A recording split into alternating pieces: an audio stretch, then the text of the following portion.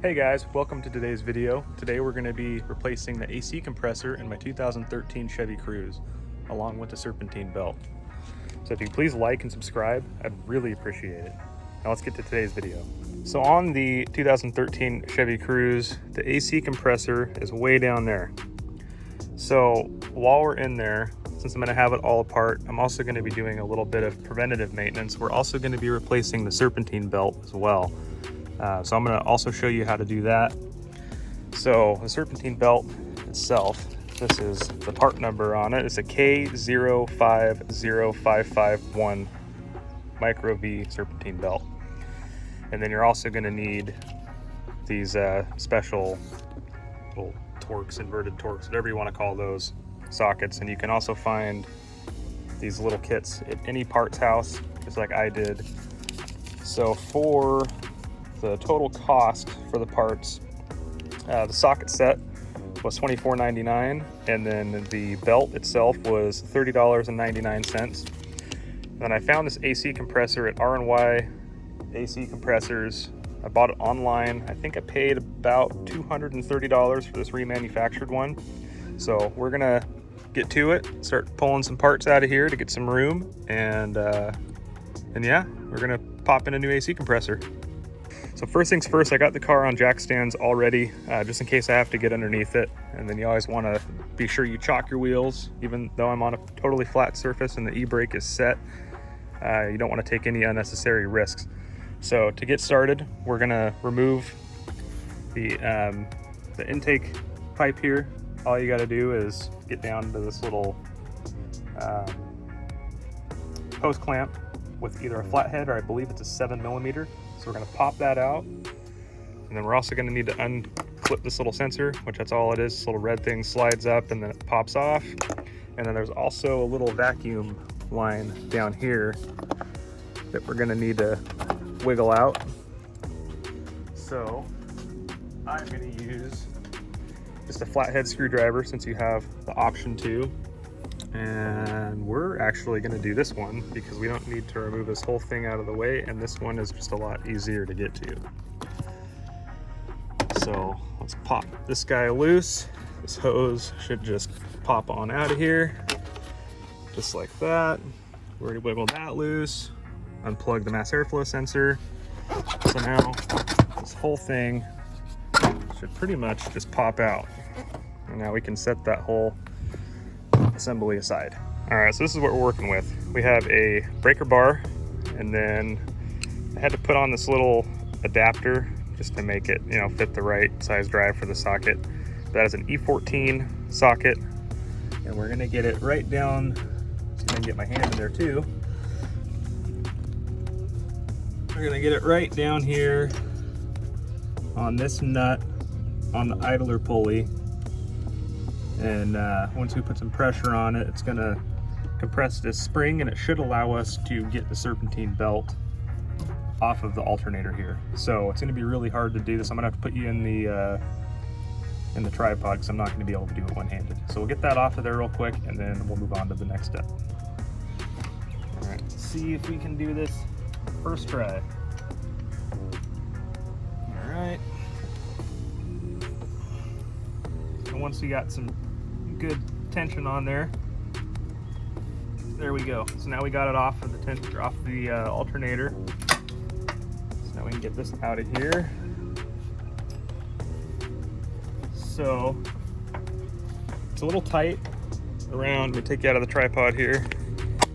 It's a little tight around the tensioner. You can kind of see it right there. So you're gonna have to try to wiggle it around a little bit to break it free and get it off of there. I almost got it. Where'd you go? Come on. All right, there we go. So now that that is off of the tensioner, we have this problem. Chevy was so kind as to route their Serpentine belt around the engine mount. So this is where we're gonna have to put a jack underneath the engine itself. We're gonna have to jack the engine up a little bit, or just put tension on it enough where we can remove this motor mount without any issues. It shouldn't be too bad, pretty straightforward, but we'll see what we can do. So let me go see if I can find a block or something to put on my jack, just so that we're not popping any holes anywhere, because that would be really bad. And also too, there's this thing back here. Super cool. It's a 1959 Volkswagen Bug Wolfsburg edition. One day I hope to drag this thing out of here and hopefully do something with it. It's been sitting here for like 18 years, so I'll go around the backside and give you a look at it from the back. So everything for the car is here. All the fenders and the front fenders and some of the other trim pieces are inside. It did have a new engine put in it before it was parked. It probably needs to be rebuilt and gone through again, but I mean, it's in pretty bad shape, but I don't know. Maybe one day we'll pull it out and do something with it. All right, but back to the task at hand. Oh, this should work. Basically, we just need a little block of wood or something to set on top of the jack to help disperse the weight, so we're not popping any holes in the oil pan. Like I said, this is just a support, and this engine doesn't weigh very much, so this should be more than adequate. So there we go. I got the jack and the block of wood in place. You don't want to go too much. Like if you start seeing the car move, you've gone too far. It's basically just here to support the engine while we remove that engine mount, and you don't want to put any more force on it than you need to. But as of right now, nothing is bending, nothing is crushing, there's no holes, there's no oil leaking out, so we're just going to go ahead and leave that right there. So I'm going to start by removing or breaking loose these 3 bolts right here. This is a 15 millimeter. Once we break those loose, we'll kind of take some more tension off of them and just kind of see what the engine's going to do.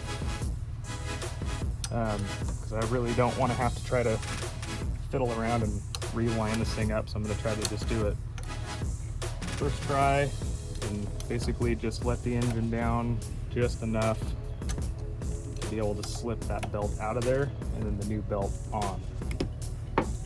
So right now everything's pretty loose, so that's a pretty good sign.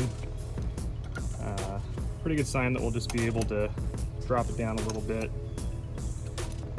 That one's got a little bit of tension on it, but I think we should be okay. Oh, yeah, see, I can take it out with my fingers, maybe. We'll go ahead and remove these ones, and then see what we got to work with.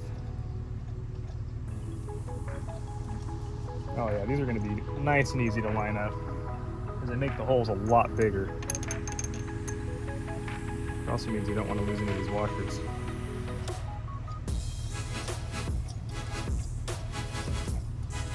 Okay, so those 2 removed. Put in a nice safe spot. Remove this 3rd one.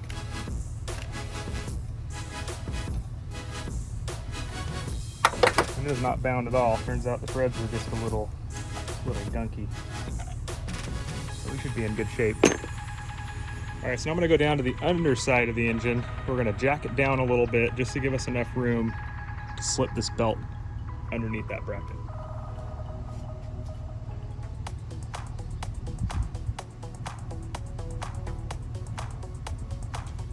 All right, that should be enough right there. Boom, belt is out. We toss that aside. Grab our new belt, and again, that's the part number, just in case you were wondering. We're gonna slip this off. I'm just gonna do it the same way it came out, so that I'm putting it on the right way. We're gonna slip that sucker back through, jack the engine back to where it was, put those bolts in, and then that should be it right there. So now we can start working on getting the AC compressor off now that this new belt is ready to go on once it's all bolted onto the engine.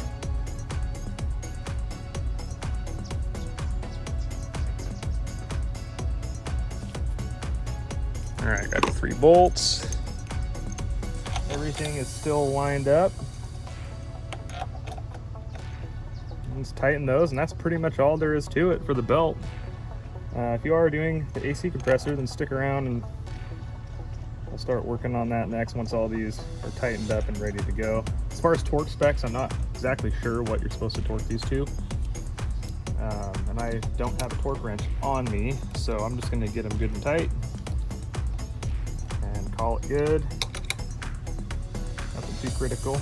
You can always give her the old one ugga-dugga, two ugga-duggas, and should be fine. Or you can do what most Americans do and just say, you know, hey, that's not going to go anywhere.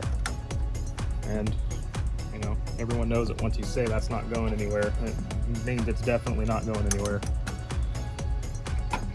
So let's see, get these tightened up.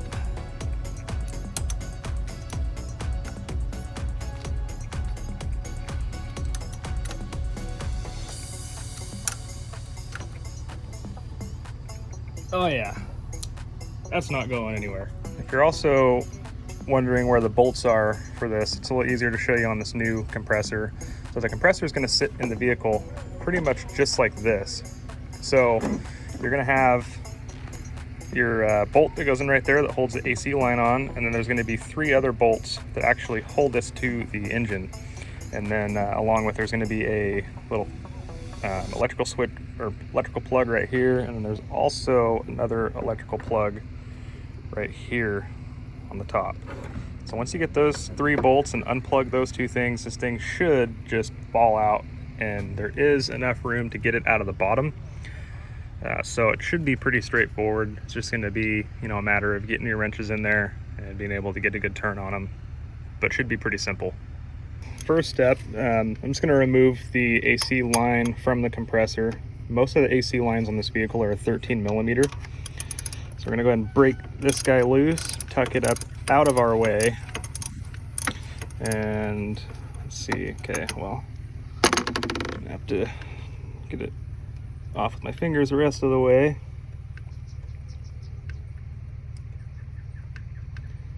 Come on. And then with this bolt, just so I don't lose it, what I'm going to do is I'm going to go ahead and thread it into the new AC compressor, just so that it doesn't get lost and we know exactly where it's going to go. And sorry about that. There was a Jeep that just drove by with its top off, blasting music.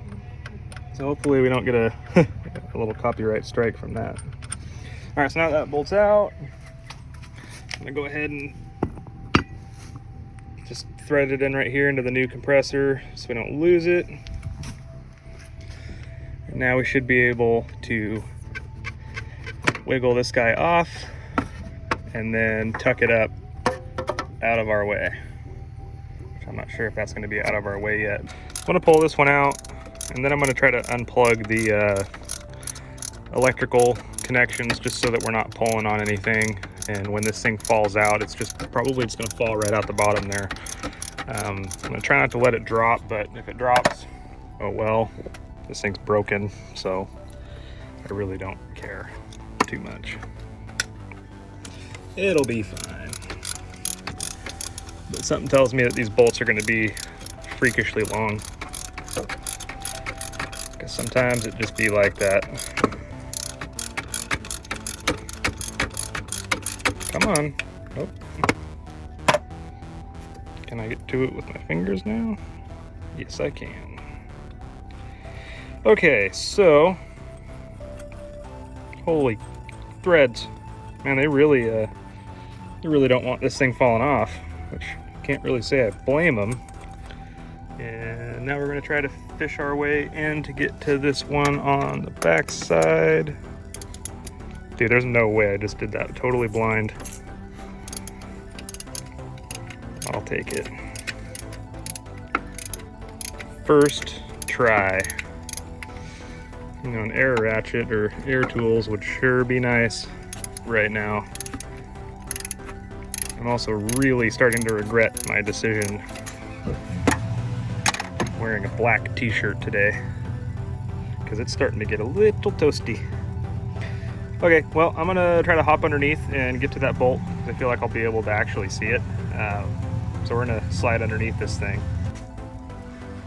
Oh yeah, so if I can get a good angle here. So that top bolt You know what? I crawled all the way down here and I didn't even grab my wrench. Ugh. Ain't that a bitch? All right, well, shimmy our way back down here. And since I'm down here, let me set you guys down for a second because I don't think I need this extension on here anymore now that I'm down at the bottom half. I don't. Wrong way. Come on now. All right. So now we can just get all of our little turns in. Oh, that's a way better angle.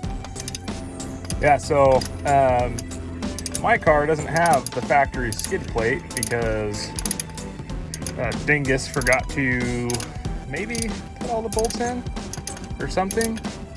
Or, you know, it got caught on something and got torn off. You can see what's left of it. There's this little piece here, and that little piece there, and it pretty much just shattered off. So you're gonna want to remove that, but that's only a couple, I think they're T15 Torx bits, but there's a little screw right there, and then one right there, and then you should be able to pull this back enough to get in here to change this. Of course, I can't get my fingers on it yet. Try not to drop a wrench on my face. I always seem to do that sometimes, you know, when you're working underneath the car and the wrench slips off. Either you bust your knuckle or you drop a socket on your face, or both if you're really unlucky.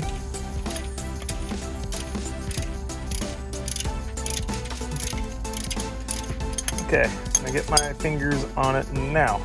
Yep.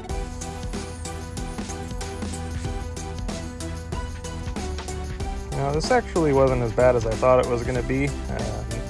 Generally, when you get these newer front-wheel drive vehicles, they make it damn near impossible to get to anything. And my brother-in-law is actually a Chevy tech for Chevy. And he was saying that I might have to actually jack the engine up, which is like, you know, kind of what I was doing up there with the Serpentine belt to even get to things. But so far, it's been pretty damn simple. So we just got to try to get these.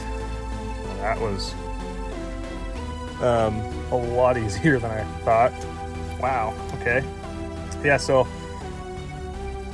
in my experience, normally these clips always give you the biggest pain in the ass that you could possibly imagine. But these ones just pop right out. So they're very similar. Let's look at the connections here.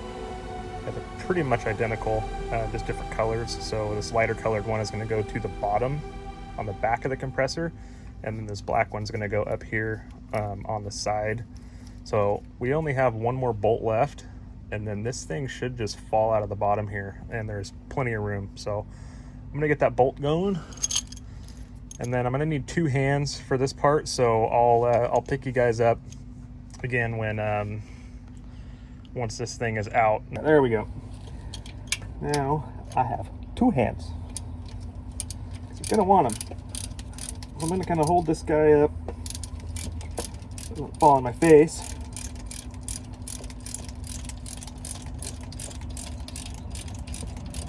All right. Get my finger on it.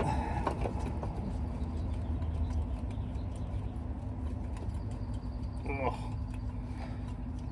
Come on.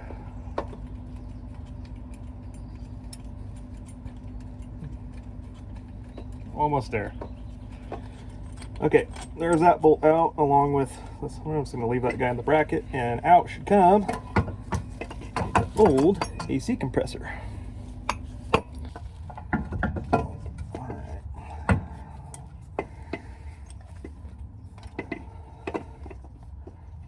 Okay, so you are going to be good to me. Okay. Yes. There we go. I'm going to go ahead and plug these guys, plug that bottom one in at least, and I'll get this one snugged up a little bit more.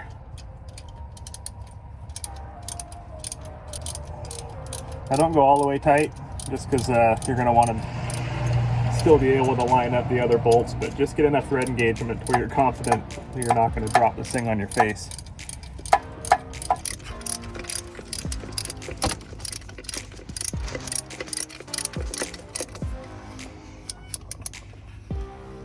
Okay, get that nice and tight.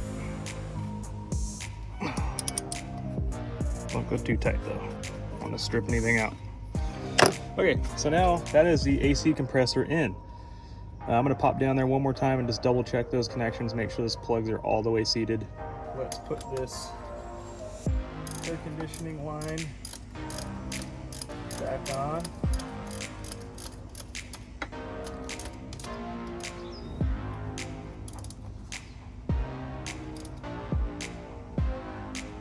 Okay, so now it's time for the belt. I'm probably totally blocking you guys out. I am so sorry. To this side. So now that we're on the idler pulley, back around, goes down, around the crank,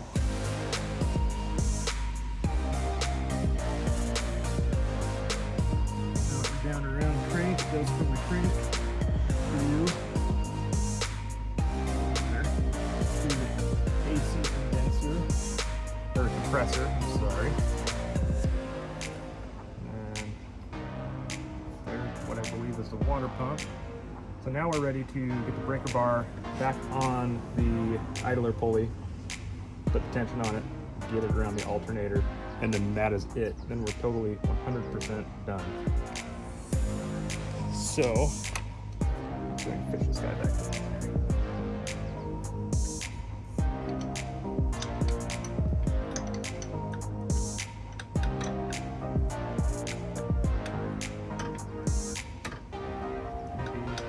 Good, and go on.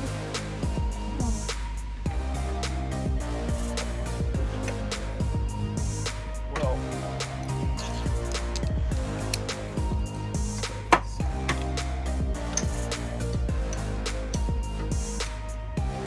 okay. So now that we can get some good tension on it,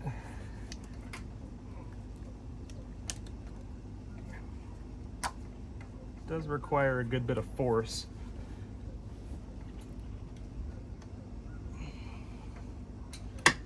Now we are on. Just double check everything, make sure it's routed the right way. Your V-bands will be on the grooved pulleys, and the only one that shouldn't be on a grooved pulley is the idler. It is smooth, so it'll be on the back side of the belt. So you can see kind of how it goes around. It only goes one way. So now let's go ahead and drop the air box back in, rehook up this vacuum line. And then we should be ready to start it. Fish that vacuum line back down in there. There we go. Good little push. Tighten up this V-band. Where did my screwdriver go?